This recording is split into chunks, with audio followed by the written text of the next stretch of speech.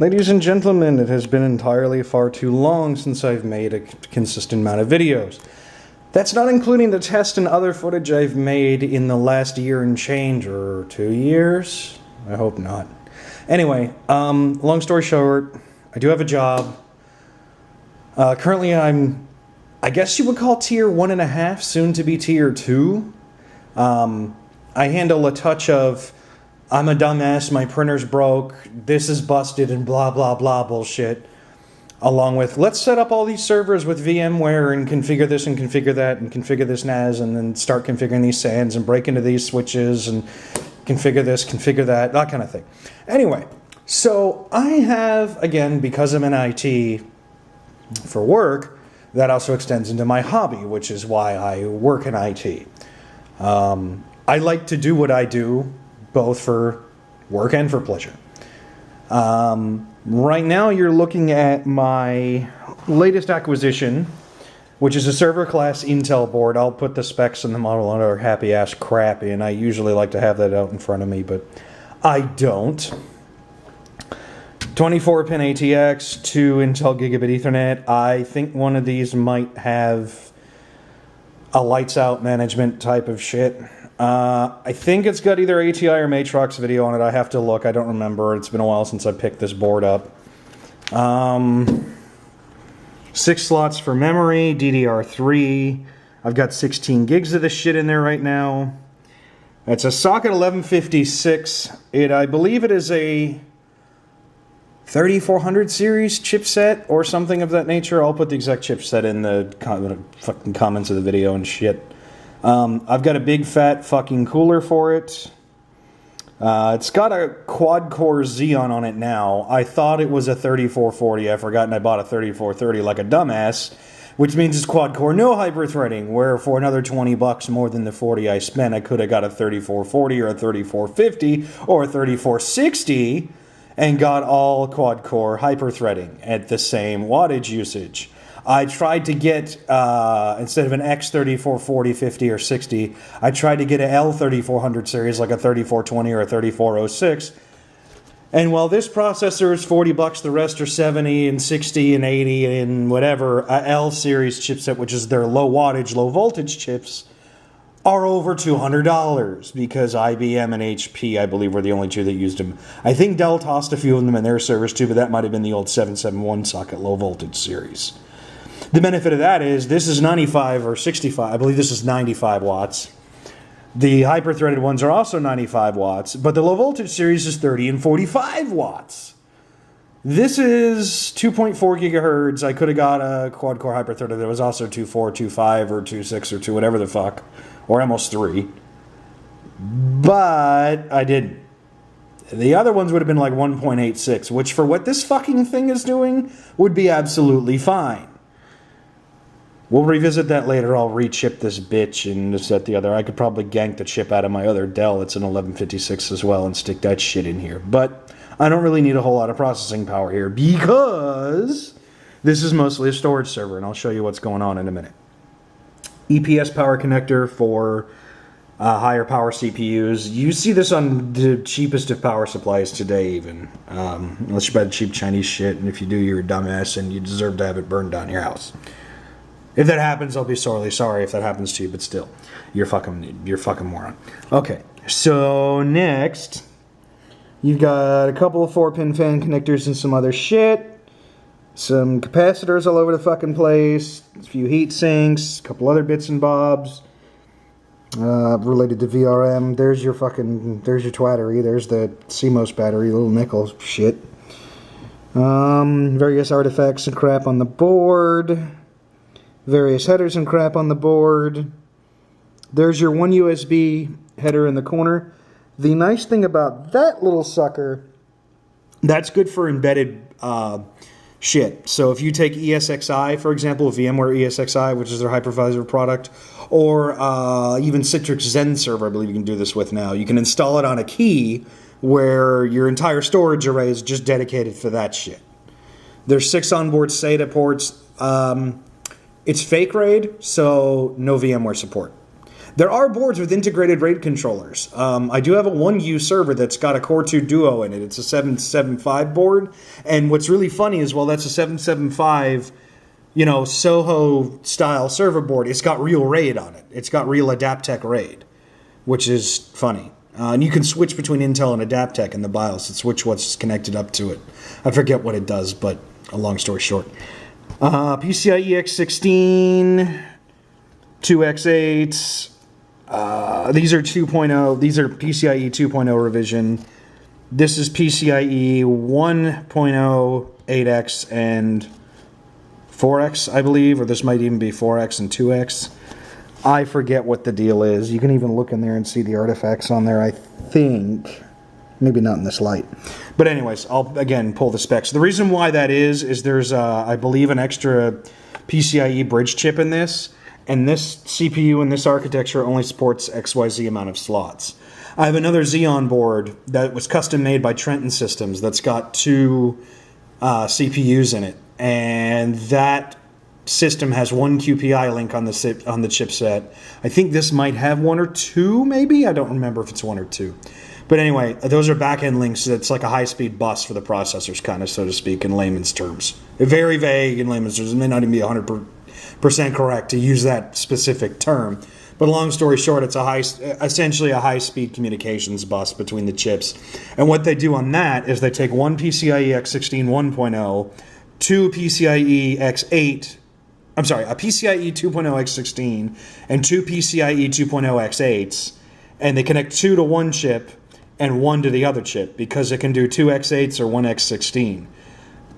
It might also do 4 4s, but I don't remember what the divisions are that you can do with it. So what they did, they connected 2 to one chip and 1 to the other, and then they added a PCI on the on the bottom of the board. So I'll show you that server one of these days, probably this weekend when I make some more vids. So you got all this shit, and then a PC on the bottom, a PCI slot on the bottom for legacy shit. So if you got like a multi-port fax modem on a VM server or a server or whatever, that can go in here. What else? That's most of the board. That's 7 and change minutes of shit. Next, I've got a couple of these. This is going in the other VM host that I have. This is an LSI series, SATA 3, 3 gigabits per second. It's an HBA, meaning that it's not fully hardware rated. It is, but it isn't. I could stick this in a box, and ESX, I would use it, or ESX, and see it as a hardware rated controller. But you can run these with firmware that just makes them a dumb HBA, which means you can stick a bunch of disks on them, or as I like to call them, dicks, and run it in software RAID for something like ZFS, or ZFS rather, and btrfs, which is what I use, which is btrfs. I use it for software RAID, which is extremely efficient and extremely fast. It's also system agnostic, which means I can take the little bastards and change the RAID card, or change the motherboard, or change whatever, and as long as the grub can see the damn dicks, it can start and run the system. So this has got 2 mini SAS connectors on it, which means you get 4 drives on each connector. And if I've got any of those handy, you'll see what that looks like. Some of the other things we've got, I've got, again, this is going in a different server, but this is a 2-port fiber channel card that's 4 gigabits per second per port. That RAID card is about 150 to 175 megabytes per second per port, which is fine for mechanical disks. No mechanical disk is maybe going to peak over 135 in any case. Most of the time it would be closer to 100 or under, just depending on what it is that you're doing. See, this would be an example of a legacy card. This is good for Asterisk. It's a 4-port FXS module equipped card. You can change these out for different ports. The FXS ports, and I could have this backwards. Let me look. Yeah, I do. These are FXO ports, excuse me. The FXOs are what emulate basically a telephone line. They can answer and make a call. So this is what emulates basically this is the kind of shit that you'd see. Well, this goes in a phone server, basically. You feed it your analog telco lines, and you basically build this with a PBX. You use asterisk, and you get this to interface with your analog telco lines. This is what you need on the other ass of analog telephone service. It also would work on the analog ports of Comcast Digital Voice. So if you only had that option and you needed to make a PBX out of the little shit, you didn't want SIP service or SIP trunk, you could put one of these in your box. They do make these in PCI Express, but I bought this so long ago, and it's a Chinese direct factory, stolen plan, knockoff kind of thing. It's a good card. It's even got the Digium logo on it. Sorry, I had to pull that out of the camera to read it. Just like all the good cards do. It is still directly supported by Asterisk. I just bought it as a late factory run. So, because they wanted at least double that price for that card. So I wasn't going to pay that for, just screwing around with Asterisk, learning about it and this, that, the other. Various and sundry things, fan controller. I need to get this in a multi-port, 4-port version. The reason I like the box, and I'll tell you why in a minute, I don't have to use my drive base. So that board there, okay, is going in this puppy. This is a Chembro rack mount case. This has 6 5¼ inch bays, 2 3½ inch bays, an optical drive bay, and then 4 3½ inch bays, depending on how you lay it out. I've got these in here. I'm going to have 3 or 6 of these, depending on how I build this. These are basically aftermarket hop swap bays for 2½ inch drives. The plan is to have a very high discount RAID 10 array for btrfs. It's easy, it's quick, and it's conditionally cheap. This case was about $100. This normally comes with a 3-drive cage on this side and a fan cage on this side, which is what you see underneath all this. I paid another $60 because I couldn't find the case model that shipped with the side-by-side configuration that I've made this into. So I ordered the bits I needed to make that happen.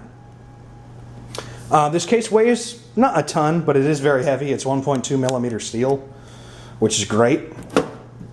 It's got a nice thick cover on it.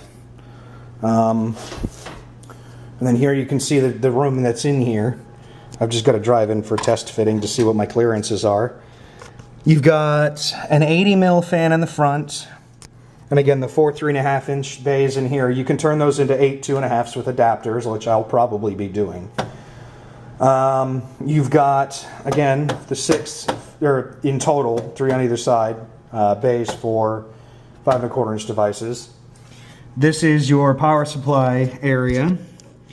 You can run this with a standard ATX power supply, or you can get a set of dual hot swaps for this, which I'll eventually be looking into. But for now, I'm going to run ATX on a single. I've got 2 80 mil high-speed fans, which I'm going to throttle down. We're looking for quality because these are ball bearing fans. I actually found these Deltas hard to source. I had to get these out of, they were poles from Dell's. The ones that go under the shrouds you see all the time on the 478 and the other systems. So that's where I had to get these particular units. I'm sure if I looked hard enough, DigiKey could sell me some, or I could probably find them direct from some other manufacturer or an equivalent or whatever. But these are what I knew to get at the time. These are the card holders. You loosen the appropriate holder, and that grabs. There's a couple notches in it. You might be able to see it, you might not. I'm going to try and stick the camera in here. Yeah, there's a couple of notches there. And this would grab onto the add-in card. Swings down like you see on some of the other ones I got inserted here. And then you just tighten this down and it holds the card in place. So some of the other things you see in here. This board is coming out. I'm not going to be using this in here. But you see there is one of your mini SAS connectors there. And if I can ever so gently tear this apart. There's your mini SAS connector. This is just a monoprice cable, and it breaks out into the 4 SATAs that you see connected here, here, here, and here.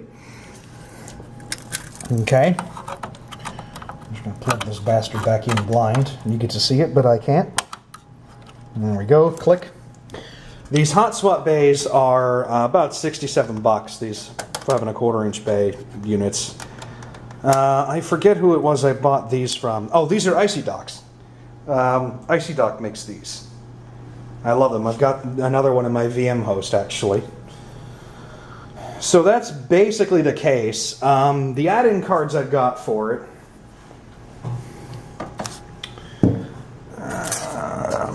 that I have installed. There's a PCI video card here that's a dual head. I might use that and just throw it into a couple of VMs that need accelerated video for PCI pass-through testing, but we'll see. This is a Broadcom dual port NIC. I'm probably not going to use that, or that might be one of my Intels, actually. I can't tell from here. It looks like it's my Broadcom. I don't see the heatsink on it that the Intel has. And then there's also a 4-port fiber channel HBA. Again, 4 gigabit ports this time. It's basically, long story short, wherever I've stashed him, a dual tool port card all the way through. There's your regular I/O expansion. There's where my 2 fans are. There's your power supply goes. Let's see. What else we got? The cooler that I've got for this, I'll have to dig that out, is a big old fat son of a bitch. There's not going to be any cooling problems with this rig. I do eventually want to get a low wattage processor into it, though. So I'm going to go ahead and get some other bits in here. This is far from done. This is probably going to cost me a couple of grand by the time it's done. And maybe I could have paid out and bought a used PowerEdge R720, but I wanted short and I wanted quiet. And believe it or not, when this is done, this will be fairly quiet.